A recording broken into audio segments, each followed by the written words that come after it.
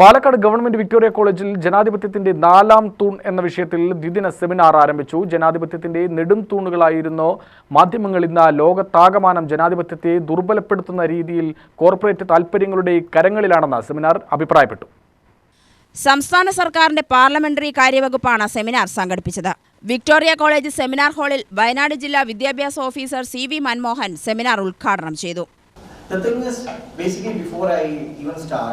10 days ago, a doyen of journalism in India, Mark Tully, passed away.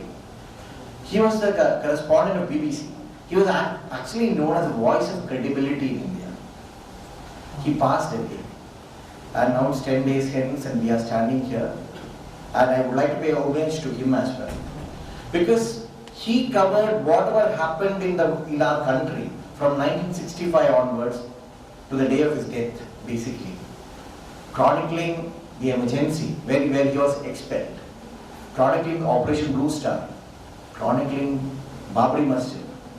Why I say Babri Masjid is because during that particular time when he was there was a cry, death to Mark Tully, and he was forcibly put inside a locked room by some of the supporters lest he be lynched.